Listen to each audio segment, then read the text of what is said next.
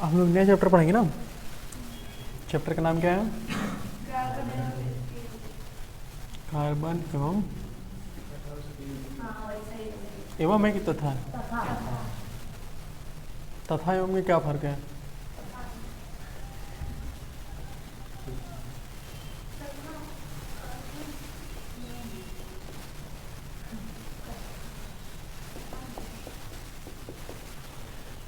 सोच क्या ना, तथा एवं इसके यौगिक में क्या फर्क है? तथा एवं यौगिक में क्या फर्क है? कार्बन तथा इसके यौगिक, कार्बन पढ़ेंगे, मतलब इस पूरी चैप्टर में ये पढ़ेंगे कार्बन और कार्बन के बारे में, कार्बन के यौगिक के बारे में कि कार्बन से किस प्रकार के यौगिक बनते हैं और कैसे कैसे यौगिक बनते हैं, उन यौगिक की विशेषताएं क्या हैं, उसके बारे में पढ़ेंगे। खास करके उनकी संरचना पढ़ेंगे, उसके हम बनावट पढ़ेंगे, ये सब चीज़ें पढ़ेंगे। तो पहली बात तो अगर हम बात करें कार्बन के बारे में, तो कार्बन क्या है? कार्बनिक तत्व है, बोलो सही है ना? एकदम जीरो लेवल से पढ़ते हैं इसमें। उसके बाद हम क्या कहेंगे? कार्बन का परमाणु क्रमांक कितना होता है?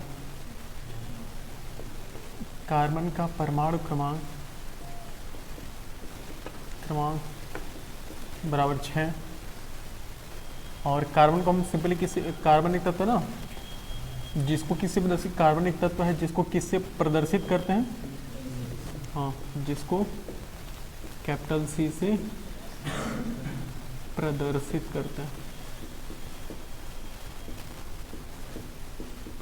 करते हैं, कार्बन का परमाणु क्रमांक कितना होता है? 6। और अगर हम बात करें कार्बन का इलेक्ट्रॉनिक विन्यास, कार्बन का इलेक्ट्रॉनिक विन्यास कितना होता है?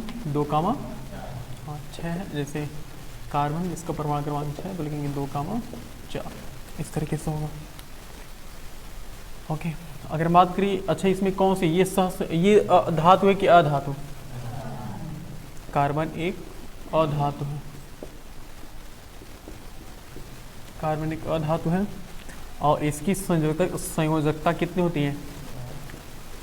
कार्बन की संयोजकता 4 होती है, संयोजकता 4 होती है।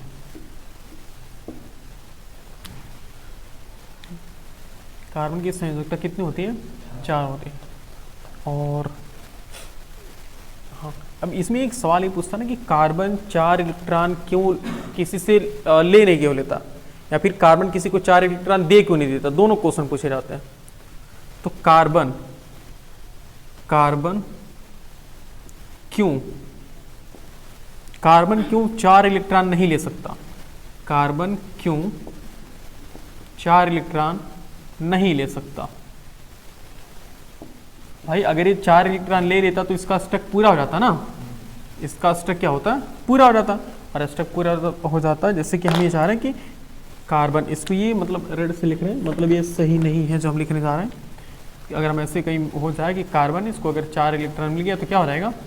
ये C⁴+ बन जाएगा ना। ऐसा क्यों नहीं हो पा रहा है इसके साथ? तो पहली बात यह है कि कार्बन, देखो अब उसका रीजन हम बता दे ना, तुम लिख लेना, ठीक है ना। उसका कारण, मेन कारण यह है कि अगर कार्बन की, भाई जब कार्बन है तो इसमें कितने इलेक्ट्रॉन हैं? इसमें इलेक्ट्रॉनों की संख्या कितनी है? 6। और इसमें प्रोटॉनों की संख्या भी कितनी है? 6। और न्यूट्रॉनों की संख्या भी कितनी है? 6। तो अगर इसको हम गलती से 4 इलेक्ट्रॉन मिल जाए, अगर इस कार्बन को गलती से कितना इलेक्ट्रॉन मिल जाए? अगर 4 इलेक्ट्रॉन मिल जाए, तब इसमें इलेक्ट्रॉनों की संख्या कितनी हो जाएंगी? तब इसमें इलेक्ट्रॉनों की संख्या 10 हो जाएंगी। और प्रोटॉनों की संख्या कितनी रहेंगी? 6 ही रहेगी ना। और न्यूट्रॉन कितने रहेंगे? 6। अब देखो 6 इलेक्ट्रॉन को 6 प्रोटॉन कंट्रोल नहीं कर पाएगा, उसको होल्ड ही नहीं कर पाएगा। और कार्बन के पास इतनी ऊर्जा है ही नहीं, इतना एक तरह से अंतः आणविक बल नहीं है कि वो अपने इलेक्ट्रॉनों को उतने बल से खींचे, अपने 10 इलेक्ट्रॉनों को 6 ही प्रोटॉन अपने उतने बल से खींचे रखें। इसके पास उतनी ऊर्जा नहीं है कि ये 10 इलेक्ट्रॉनों को 10 इलेक्ट्रॉनों को आकर्षण बल से अपनी तरफ खींचे रखे। समझ पा रहे हो? इसी वजह से कभी भी कार्बन 4 इलेक्ट्रॉन नहीं ले सकता। अगर वो ले लेगा तो उसके पास 10 इलेक्ट्रॉन हो जाएंगे और 6 ही प्रोटॉन, तो 6 प्रोटॉन 6 इलेक्ट्रॉन को आसानी से हैंडल कर सकते हैं, 7 को भी कर सकते हैं। लेकिन हम 6 प्रोटॉन 10 इलेक्ट्रॉन को आसानी से होल्ड नहीं कर पाएंगे, आसानी से हैंडल नहीं कर पाएंगे। जिसकी वजह से कभी भी कार्बन 4 इलेक्ट्रॉन नहीं ले सकता। और ये भी बात है, और दूसरी ये बात है फिर कि कार्बन जब नहीं ले सकता तो भाई 4 इलेक्ट्रॉन दे दो किसी को। अगर 4 इलेक्ट्रॉन किसी को दे देता तो इसका ड्यूप्लेट कंप्लीट हो जाता ना। देखो 4 इलेक्ट्रॉन जब दे देगा तो इसके अब बाहरी कक्षा में 2 इलेक्ट्रॉन बचेंगे ना, तो 2 इलेक्ट्रॉन भी तो एक अस्थायी तत्व होता है कि नहीं होता, एक अस्थायी बन जाता है। तो ये भी क्वेश्चन बनता है कि कार्बन क्यों 4 इलेक्ट्रॉन दे नहीं सकता, कार्बन क्यों 4 इलेक्ट्रॉन दे नहीं सकता, कार्बन क्यों 4 इलेक्ट्रॉन दे नहीं सकता। भाई अगर ये 4 इलेक्ट्रॉन दे देता तो भी तो इसका ड्यूप्लेट कंप्लीट हो जाता, ड्यूप्लेट पूरा हो जाता और स्थायी बना रहता। तो इसमें भी सेम वही लॉजिक है। अगर कार्बन है तो उसमें कितने इलेक्ट्रॉन है, उसमें इलेक्ट्रॉनों की संख्या 6 है, प्रोटॉनों की संख्या भी कितनी है 6 है, और न्यूट्रॉनों की संख्या भी कितनी है 6 है। तो अगर ये 4 इलेक्ट्रॉन दे दे, पहली बात ये 6 प्रोटॉन 6 इलेक्ट्रॉनों को पकड़ के रखे है ना, तो आप एकदम ऊर्जा लगाएंगे, कितना उसको ज़्यादा गर्म कर देंगे ना तो यहाँ से 1 इलेक्ट्रॉन 2 इलेक्ट्रॉन निकल सकता है। लेकिन 4 इलेक्ट्रॉन इसके कार्बन के एक परमाणु से 4 इलेक्ट्रॉन बाहर निकालना इतना आसान बात नहीं है। उसके लिए बहुत भरमार ऊर्जा की रिक्वायरमेंट जरूरत पड़ेगी कि 4 इलेक्ट्रॉनों को बाहर निकालना। तो हम इतना ऊर्जा भी नहीं लगा सकते कि इस कार्बन में से 4 इलेक्ट्रॉनों को बाहर निकाल दें। इसकी वजह से क्या होता है, इसकी वजह से भी ये संभव नहीं है कि हम कार्बन से 4 इलेक्ट्रॉन को बाहर निकाल सके। तो इस वजह से भी कार्बन कभी भी 4 इलेक्ट्रॉन नहीं दे सकता। तो कार्बन ना तो इलेक्ट्रॉन ले सकता है ना तो इलेक्ट्रॉन दे सकता, क्योंकि ना तो वो इलेक्ट्रॉन अगर ले लेगा तो उसको होल्ड ही नहीं कर पाएगा, और अगर देना चाहे तो उसको दे नहीं सकता। क्यों? क्योंकि इसके परमाणु से, कार्बन के परमाणु से 4 इलेक्ट्रॉन निकालने के लिए बहुत ऊर्जा की जरूरत पड़ती है, बहुत ऊर्जा की जरूरत पड़ेगी, जो कि एक तरह से पॉसिबल नहीं है कि 4 इलेक्ट्रॉन को हम बाहर निकाल दें। कितना भी इसको ऊर्जा देते रहिए 4 इलेक्ट्रॉन बाहर निकलवा नहीं करेंगे इसमें से, ऐसा होता है। तो अब आप कार्बन के लिए कौन सा ऑप्शन बचा है, कार्बन सहसंयोजी बंध बनाए। तो कार्बन में सहसंयोजी बंध, बंध कहो चाहे आबंध कहो, इसमें एक ही बात है। बुक में आबंध दिया, उससे कोई कंफ्यूज मत होना कि आबंध क्या है। तो कार्बन में सहसंयोजी बंध या फिर सहसंयोजी आबंध, ये भी चीजें। तो पहली बात यह है कि कार्बन में, अब कार्बन के पास हमें समझ गया ना कि कार्बन क्या कर सकता है, कार्बन 4 सहसंयोजी बंध बना सकता है। अब सहसंयोजी बंध जानते हो क्या होता है ना, सहसंयोजी बंध मतलब इलेक्ट्रॉनों का साझाकरण। सहसंयोजी बंध मतलब होता है कि इलेक्ट्रॉनों का साझाकरण, इलेक्ट्रॉनों को साझाकरण करके हम एक यौगिक बना लेते हैं, जिसे हम सहसंयोजी यौगिक बोलते हैं ना। तो कार्बन हमेशा कौन सा यौगिक बनाता है, तो हम कह सकते हैं कि कार्बन हमेशा सहसंयोजी यौगिक बना सकता है, हमेशा सहसंयोजी यौगिक बनाता है जी, बना तो नहीं सकता, यौगिक सहसंयोजी यौगिक बनाता है। कभी वो आयनिक यौगिक बना सकता है क्या, कभी भी वो आयनिक यौगिक नहीं बना सकता। वो जब भी बनाएगा तभी कौन सा यौगिक बनाएगा, सहसंयोजी यौगिक बनाता है, सहसंयोजी यौगिक बनाता है, सहसंयोजी यौगिक बनाता है। समझ पा रहे हो ना कैसे। उसके बाद हम देखो अब कार्बन किस प्रकार के सहसंयोजी यौगिक बनाता है, जैसे कि कुछ एग्जाम्पल लिख लेते हैं, कुछ उदाहरण लिख लेते हैं। जैसे कि आप कुछ भी लिख सकते हैं, जैसे कि CH4 हमने मान लो लिख दिया, C2H6 लिख दिया, C2H5OH लिख दिया, भी तो कार्बनिक यौगिक ही है। कार्बन मतलब इस तरह से यौगिक बनाता है, C2H4 बना सकता है, C3H6 बना सकता है। इस तरह से मतलब अनलिमिटेड, अनंत सहसंयोजी यौगिक बनाता है कौन, कार्बन। समझ पा रहे हो। तो मतलब मिटा देना ये चीज़ें, जानते हो, लिख लोगे ना नोट में। देखो कार्बन के बारे में समझते हैं।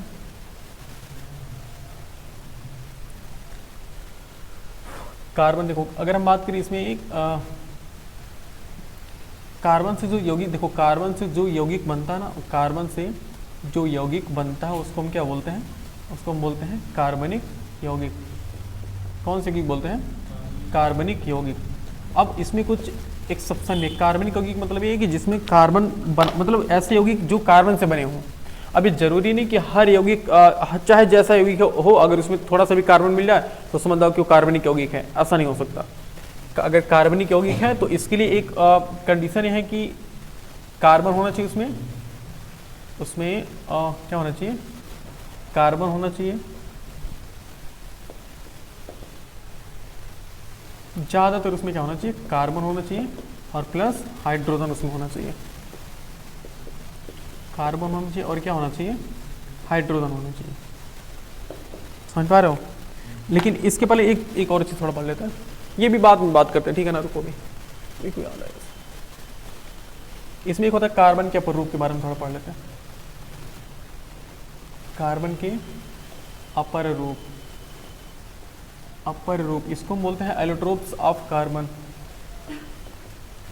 Allotropes of carbon. कार्बन के कितने अपर रूप है? अच्छा, अपर रूप का मतलब क्या होता है? अपर रूप, यहाँ एक चीज ना बताते हैं, अपर रूप क्या होता है। अपर रूप मतलब ये होता है कि ऐसा यौगिक जो सेम प्रकार के तत्व से बना हो, एक ही प्रकार के तत्व से बना हो लेकिन उसके गुण क्या हो, अलग अलग हो। ऐसे अपर रूप मतलब हम उसको बोलते हैं कि ऐसे यौगिक, ऐसे तत्व, ऐसे पदार्थ जो एक ही प्रकार के तत्व से बने हो, जो एक ही प्रकार के तत्व से बने हैं, एक ही प्रकार के तत्व से बने हों किंतु उनकी विशेषताएं क्या हों, अलग अलग हों। उनकी विशेषताएं अलग अलग हों, क्या कहलाते हैं? अपर रूप कहलाते हैं। जैसे एक ही फैमिली के दो बच्चे, तो दोनों तो एक ही माता पिता से जन्म लिए है ना, लेकिन उनकी विशेषताएं क्या होती है, कभी कभी कुछ अलग होती हैं, तो एक दूसरे क्या कहलाएंगे, अपर रूप कहलाते हैं। अब इसमें 3 मुख्य अपर रूप हैं कार्बन के क्या है, 3 मुख्य अपर रूप हैं। सबसे पहला क्या है, मुख्य का मतलब वही होते ही हैं, एक होता है हीरा, इसे हम डायमंड बोलते हैं, और दूसरा क्या होता है, ग्रेफाइट,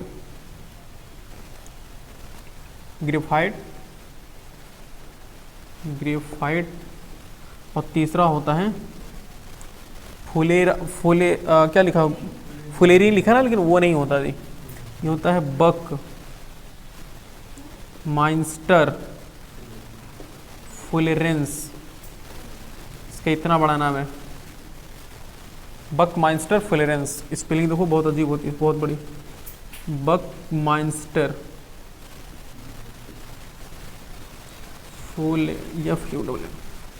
बक माइंस्टर फुलेरेंस,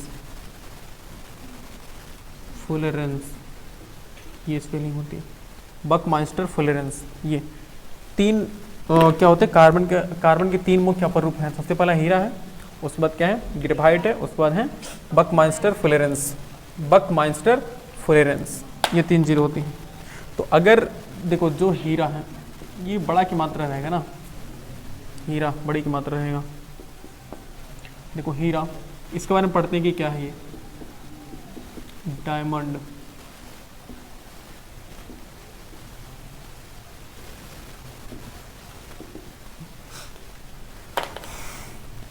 देखो ये जानते हो हीरा किससे बना होता है, हीरा सिर्फ और सिर्फ किससे बना होता है, सिर्फ कार्बन से बना होता है। ये सिर्फ कार्बन से बना होता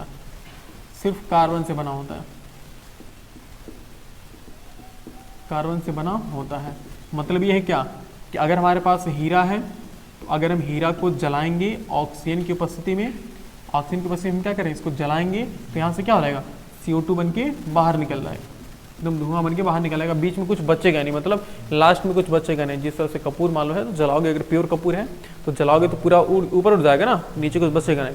तो उसी प्रकार से हीरा समझ लो, अगर तुम्हारे पास हीरा है वो अगर हम जलाएंगे, हालांकि जलाना इतना आसान नहीं है, लेकिन अगर मान लो हम जलाते हैं इसको तो बहुत अगर जलाएंगे तो क्या होगा, CO2 बन करके क्या हो जाएगा, उड़ जाएगा, ऐसा होता है। मतलब 3600 डिग्री सेल्सियस के तकरीबन इसका वो होता है बॉइलिंग पॉइंट, मतलब क्वथनांक होता है इसका, क्वथनांक करें गलनांक होता है, मतलब इतने पर गलता क्वथनांक तो 5600 डिग्री सेल्सियस प्लस होता है, यानी कि 5000 लगभग 600 डिग्री सेल्सियस ताप देंगे, टेम्परेचर देंगे, तब जाकर के इस क्वथन होगा, उड़ेगा। तो इतना आसान नहीं है हीरे को उड़ाना, समझ पा रहे हो। तो हीरा सिर्फ और सिर्फ किससे बना होता है, कार्बन से बना होता है। ओके, अब इसके अगर हम विशेषता की कुछ बात करें, भौतिक विशेषता के बारे में, भौतिक विशेषताएं के बारे में बात करें, विशेषता, तो भौतिक विशेषता के बारे में सबसे पहले हम ये विशेषता बता सकते हैं कि जो हीरा होता है वो सर्वाधिक कठोर पदार्थ होता है, सर्वाधिक कठोर पदार्थ। अब तक जो भी पाया गया है, जितना भी पदार्थ पाया गया है, इन सब में सबसे कठोर पदार्थ क्या होता है, हीरा होता है, सब बहुत कठोर पदार्थ होता है। और दूसरा ये क्या होता है, ये किस कलर का होता है, ये पारदर्शी होता है, पारदर्शी होता है, मतलब क्या, आर पार दिखाई दे सकता है ना, हीरा बिल्कुल पारदर्शी होता है, आर पार दिखाई देता है। और सर्वाधिक क्या होता है, कठोर होता है। जलाने पर CO2 के रूप में निकल उड़ जाएगा ना, CO2 के रूप में वाष्पित हो जाएगा, रूप में CO2 गैस में परिवर्तित हो जाएगा, CO2 गैस में परिवर्तित हो जाएगा, परिवर्तित हो जाएगा।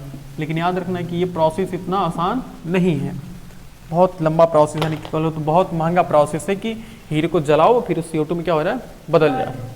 क्यों पन्ना पलट रहे हो भाई, आराम से समझो यार यहाँ पर। ठीक, अब इस देखो ये भौतिक विशेषता मतलब ये है। और अगर हम बात करें इसी में, इसका उपयोग भी हम लिख लेते हैं, इसका उपयोग हम ये करो तो इसका उपयोग हम कहाँ करते हैं, लेकिन उपयोग हेडिंग डाल के ही लिख लेते हैं। इसका अगर हम उपयोग की बात करें,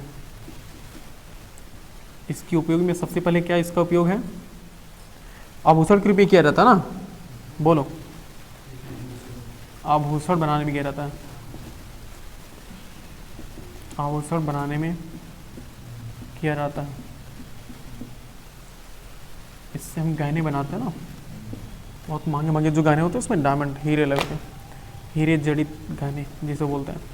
और इसका दूसरा सबसे खास उपयोग यह है ना कि इतना कठोर होता है, इतना कठोर होता है, इससे अगर हम शीशा जानते हो ना, शीशा अगर इसके ऊपर ऐसे एक बार ऐसे खांच दें तो शीशा टूट जाएगा वहाँ से, अगर तोड़ोगे तो वहीं से टूट जाएगा, इतना कठोर होता है। इससे शीशा काटा जाता है, शीशा या फिर वो बोलो मार्बल्स मतलब टाइल, टाइल काटे जाते हैं, काटे जाते हैं, समझ पा रहे हो। अगर मान लो कि जो कटर मशीन में जो ब्लेड नहीं लगी रहती है, अगर सोचो ब्लेड मशीन के जगह पर अगर हम ब्लेड जो पत्ती लगी होती है, ब्लेड पत्ती के जगह, उस ब्लेड के जगह पर हम ये लगा दें, अगर कटर ब्लेड के जगह पर अगर हम हीरा लगा दें, हीरा, तो जान लो कि कभी कोई चीज मतलब कोई वो घिसेगा ही नहीं जल्दी, और घिसेगा नहीं तो समझ लो कि किसी भी चीज़ को काट करके रख देगा और अपने घिसेगा नहीं, इतना ज़्यादा एक कठोर होता है। तो शीशा में एक बार ऐसे, जैसे ये कलम की तरह आता है, जैसे कलम में छर्रा नहीं होता है, उसी तरह से कलम में छर्रा की जगह पर क्या होता है, वह हीरा छर्रे के रूप में हीरा रखा रहता है उसमें, तो उसी से एक बार ऐसे खांच देंगे तो क्या होगा, कट जाता है वो।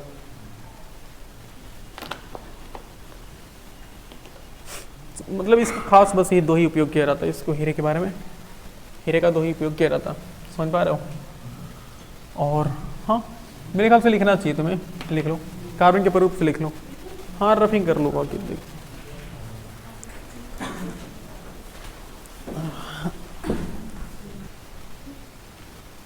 ग्रेफाइट, देखो अगर इसमें बात करें तो ग्रेफाइट क्या होता है, ग्रेफाइट भी क्या है, कार्बन का एक अपर रूप है ना, एक कार्बन का क्या है, कार्बन का ही एक अपर रूप है, एक अपर रूप है जो किस रंग का होता है, बिल्कुल ग्रेफाइट काले रंग का होता है, ग्रेफाइट काले रंग का होता है। और एक और चीज़ कहें तो ग्रेफाइट क्या होता है, बिल्कुल मुलायम होता है ना, मुलायम तथा कमज़ोर होता है, ये ज़्यादा स्ट्रॉन्ग और मजबूत नहीं होता है। ग्रेफाइट मुलायम, मुलायम तथा कमज़ोर होता है, कमज़ोर होता है, मतलब अगर थोड़ी सी भी अगर इसको हम बल लगाएंगे तुरंत, जैसे पेंसिल की नोक होती है जी, थोड़ी सी अगर हम उसमें बल लगाते हैं तुरंत टूट जाती है ना, क्या होता है कठोर मुलायम होता है, और कैसा होता है कठोर होता है। और अगर ये नहीं कमज़ोर होता है, कठोर नहीं। और अगर हम बात करें तो यह विद्युत धारा की क्या है, यह विद्युत धारा की एक सुचालक होती है, विद्युत धारा का एक अच्छा सुचालक होता है ना, एक अच्छा सुचालक होता है। ये इसके अपवाद के रूप में कह सकते हो, अच्छा सुचालक होता है। अपवाद है मतलब अधातु होते भी क्या है, विद्युत धारा के अच्छा सुचालक है, मतलब उसकी विशेषता मतलब अधातु की विशेषता नहीं होती है ना, लेकिन फिर भी यहाँ पर जो ग्रेफाइट है कार्बन से बना है, उसके बावजूद भी क्या है एक अच्छा सुचालक है। तो इसके अपवाद के बारे में कह सकते हो, ऐसा है। और अगर हम इसका उपयोग बताना चाहें तो उपयोग जानते होंगे, उपयोग के बारे में हम क्या करना चाहेंगे, पहले ये समझ लो कि जो ग्रेफाइट होता है, जो हमने बोला था ना कि जो ग्रीस होता है, ग्रीस जानते हो ना, तो ग्रीस में जो ग्रीस काले कलर का होता है उसमें ग्रेफाइट मिलाया जाता है, ग्रेफाइट मिला करके उसको काला कर दिया जाता है। ऐसा क्यों किया जाता है, क्योंकि वो बहुत ज़्यादा फिसलनदार होता है, स्लिंकी होता है जिसे बोलते हैं। तो ग्रीस को स्नेहक भी बोलते हैं। तो ग्रेफाइट का उपयोग स्नेहक बनाने में किया जाता है। स्नेहक मतलब समझो क्या है, ग्रीस। स्नेहक बनाने में किया जाता है,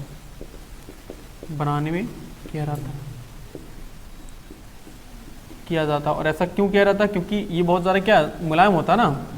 अब हमने बताया था ना कि जो ग्रेफाइट होता है इसका गलनांक कितना होता है, इसका गलनांक लगभग 3600 डिग्री सेल्सियस होता है। अब 3600 डिग्री सेल्सियस, तो जैसे बड़े बड़े जो पुर्जे हैं, जैसे मान लो कि बैरिंग हो गई, बड़े गाड़ियों की जो बैरिंग हो गई, तो बहुत तेज़ी से जब चलती है, जब ट्रक उरक मान लो कि बहुत लंबा दूरी तय करते हैं, लगभग 200, 100, 200, 300 किलोमीटर अगर दूरी तय करते हैं, अगर लोडेड है तो उनके पहियों से एकदम समझ लो कि चिंगारी टाइप निकलती है। अगर इसी पर कहते हैं कि धान अगर फूट जाएगा इतना तेजी से, हाथ रखो तो तुरंत जल जाएगा, इतना ज़्यादा वो गर्म हो जाता है उसकी पहिया। तो सोचो उसकी बेरिंग का क्या हाल होता होगा, उसकी बेरिंग उतनी गर्म हो जाती है। तो ये जो ग्रीस इसलिए उसमें ग्रेफाइट इसलिए मिलाया जाता है क्योंकि ग्रेफाइट पहली बात तो मुलायम है, और दूसरी बात यह है कि उसका जो गलनांक है, उसका जो क्वथनांक है, क्वथनांक तो 5600 डिग्री सेल्सियस है, मतलब उसको उड़ने के लिए 5600 डिग्री सेल्सियस टेम्परेचर चाहिए। तो बैरिंग कितना भी गर्म हो जाए, वो लगभग 5600 तक नहीं जाएगा, बहुत जाएगा तो 1000, 1500 तक चलाएगा, अधिकतम जाएगा तो वो भी 1500 पर समझ लो कि एकदम लाल होने लग जाएगा। तो उतना का टेम्परेचर जाएगा तो चाहो कि वो क्या हो जाए, और मतलब 1500 से ज़्यादा नहीं हो सकता। अब ग्रेफाइट तो इसी कह रहे हैं कि हम 5600 डिग्री सेल्सियस पर उड़ेंगे, तो 5600 कभी दे उतना ताप हो ही नहीं सकता। तो जिसकी वजह से वो जो बैरिंग होता है, बैरिंग में ग्रीस खत्म नहीं होता। तो अगर ग्रीसिंग खत्म हो जाएगी तो वैसे ही कट जाएगा ना वो भाई, घर्षण की वजह से क्या होगा, वो मतलब घिस जाएगा ना, खराब हो जाएगा जल्दी। इस वजह से हम स्नेहक में यूज करते हैं, उपयोग करते हैं। और बाकी इसमें हम कह सकते हैं कि कुछ चित्रकारी में इसका उपयोग करते हैं ना, चित्रकारी में मतलब इसका उपयोग ऐसे लिख लेता, इसका उपयोग पेंसिल बनाने में किया जाता है, पेंसिल बनाने में किया जाता है। सलाका जानते हो ना, सलाका बनाने में इसका उपयोग किया जाता है, पेंसिल बनाने में ग्रेफाइट का उपयोग किया जाता है। बस और कोई खास इस, और एक तीसरा चीज़ है सबसे ज़रूरी है, इसका उपयोग कहाँ यूज किया जाता था, याद है किसी को? इसका उपयोग इलेक्ट्रोड बनाने में किया जाता है ना। जो इलेक्ट्रोड हम पढ़ रहे थे ना, कभी जल्दी उसमें धातु में पढ़े हैं ना, तो उसमें जो इलेक्ट्रोड हम पढ़ रहे थे वो क्या होता है एक्चुअल में, वो इसी कार्बन का मतलब ग्रेफाइट का ही बना होता है। इसका उपयोग इलेक्ट्रोड बनाने में किया जाता है, बनाने में किया जाता है। ओके, समझ पा रहे हो ना। और बाकी लास्ट वाला क्या हमारे पास है, और उसका नाम होता है बक माइंस्टर और फुलेरेंस, बक माइंस्टर फुलेरेंस। हालांकि इसके बारे में भी ज़्यादा कुछ जानकारी नहीं पता है, मतलब इसके बारे में ज़्यादा भी रिसर्च नहीं है, बस इतना ही कहा जाता है कि ये 60 कार्बनों की, ये क्या होता है बक माइंस्टर फुलेरेंस क्या होता है, ये 60 कार्बनों की एक गोलाकार संरचना होती है, गोलाकार संरचना होती है जो सिर्फ और सिर्फ किससे बना है, जो सिर्फ कार्बन से मिलकर बना होता है। इसी वजह से तो ही कार्बन के रूप में रखा गया ना, जो सिर्फ किससे बना है, कार्बन से बना होता है। इसके बारे में इतना ही पता है। और मतलब इसके बारे में ज़्यादा रिसर्च नहीं है इसके बारे में कि बकमास्टर फुलरेंस क्या है, उसकी पूरी विशेषता क्या है, भौतिक गुण क्या है, रासायनिक गुण क्या है, ऐसा कुछ अभी इसके बारे में पता नहीं है। बस समझो कि हाँ वो ऐसे जैसे वॉलीबॉल नहीं होता है, वॉलीबॉल देखो ना ऐसे होता है, इसमें 60 कार्बनों की ऐसे एक चैन लगी रहती है, मतलब ये 60 कार्बनों का एक ऐसे बाड़ा सा बना रहता है ऐसे, ये 60 कार्बनों का एक ऐसा बना होता है, जैसे भी हो मतलब ऐसे समझ पा रहे हो ना कैसे हम क्या कहना चाह रहे हैं, इससे बना रहता है ये। इसके बारे में मतलब पूछा नहीं जाएगा लेकिन फिर भी हाँ जान लो कितना होता है ये, मिला देना इसको। देखो जो है कार्बन के कार्बन यौगिकों की, थोड़ा नीचे लिखते हैं, कार्बन यौगिकों में सहसंयोजी बंध, सहसंयोजी कार्बन यौगिक तथा अन्य अधातुओं में सहसंयोजी बंध, सहसंयोजी हाँ देखो कार्बन यौगिकों में, अच्छा याद हो तो हमने धातु और अधातु में कुछ सहसंयोजी यौगिक पढ़े थे ना, तो उसी का कुछ एग्जाम्पल यहाँ रिवीजन करवाना चाह रहा है तो हम देख लेते हैं कुछ। जैसे कि अभी कार्बन को छोड़ करके बाकी जो अन्य धातु उसके बारे में हम पढ़ लेते हैं। जैसे कि हमने पढ़ा था ना Cl2 के बारे में, याद है Cl2 N2 पढ़ा था और CO2 पढ़ा था, H2O पढ़ा था ना, और हमने कुछ बड़े धातु भी पढ़े थे जैसे कि CH4 मान लो हमने पढ़े थे, CH4 मान लो कि C2H5 अगर ऐसे रहे तो भी हम C2H6 ऐसे रहे और C2H5OH रहे, इस तरह से जो भी, तो इनका हम सहसंयोजी बंध देखते हैं किस तरह से बनता है। तो अगर याद हो तो हमने क्लोरीन का बताया था ना कि इसको हम जानते हो क्या बोलते हैं, इसको हम बोलते हैं इलेक्ट्रॉन बिंदु संरचना,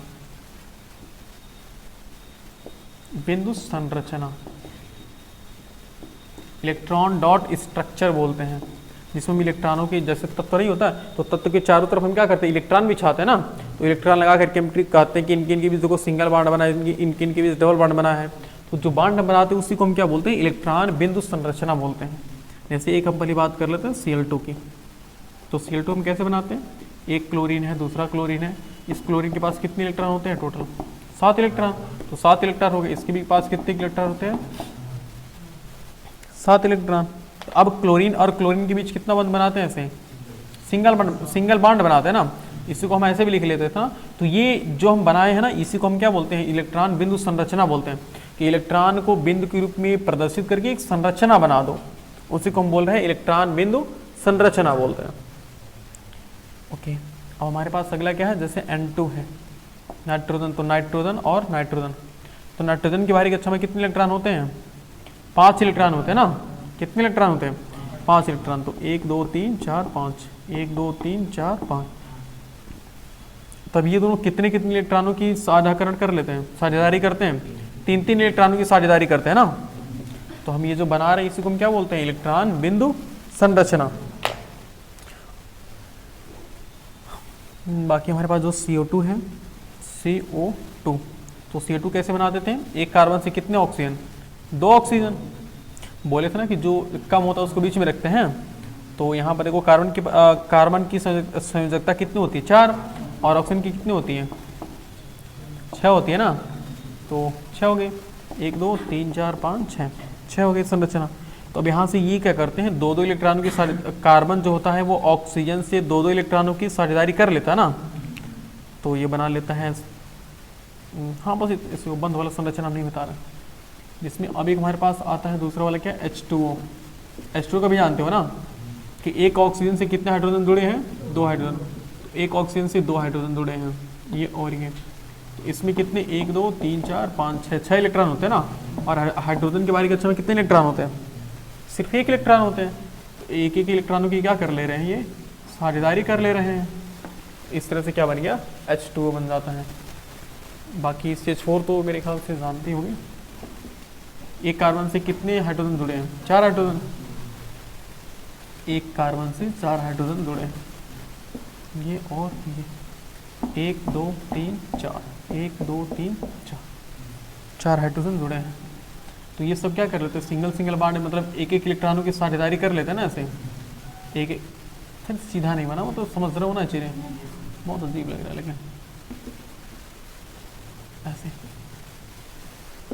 तो ऐसे 4 इलेक्ट्रॉनों की क्या, कार्बन 4 हाइड्रोजन से 4 इलेक्ट्रॉनों की साझेदारी कर लेता। इस तरह से हमारा बन जाता है CH4। इसका नाम क्या होता है, मेथेन होता ना, याद है।